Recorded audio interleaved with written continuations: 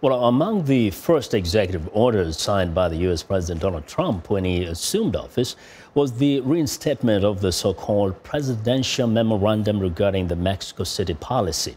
This policy changes the way U.S. aid is distributed in the developing world and will affect the lives of many women in Africa. Africa 54's Zoe Leoudaki has the details.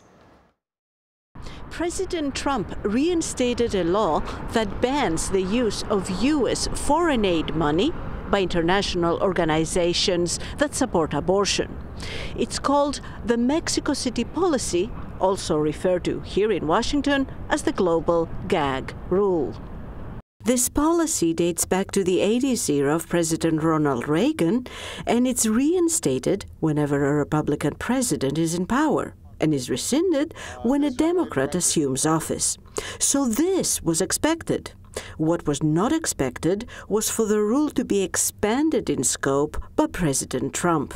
We expanded it to include about $9.5 billion worth of U.S. funding on global health. So that includes HIV funding, maternal and child health, nutrition, prevention of childhood diseases. So it's a massive expansion. Trump's global gag rule will have a direct and devastating effect on women in Kenya and in sub-Saharan Africa. We expect that services will be cut or reduced. We expect that contraceptive services too will be affected because reproductive health services are provided generally in a package.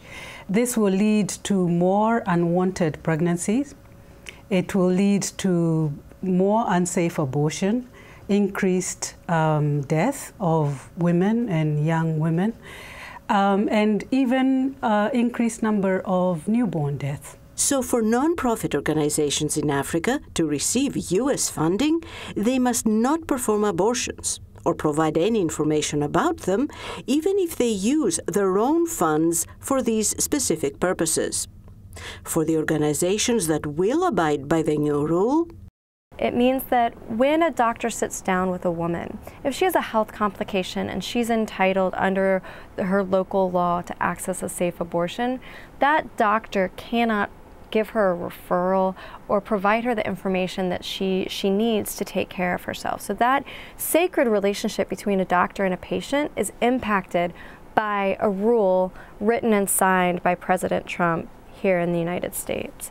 We know that out of the 42 million plus abortions that take place in the world, over 22 million of them take place in low and middle income countries like in sub-Saharan Africa. From these figures, we can extrapolate the impact that this global gag rule would have. Now other countries have started their own initiative to outweigh the effects of the global gag rule. The Dutch have created the She Decides initiative, and in Britain there is a conference coming up called Family Planning 2020 that will try to bring together donor and recipient countries. Zoe Leoudaki, VOA News, Washington.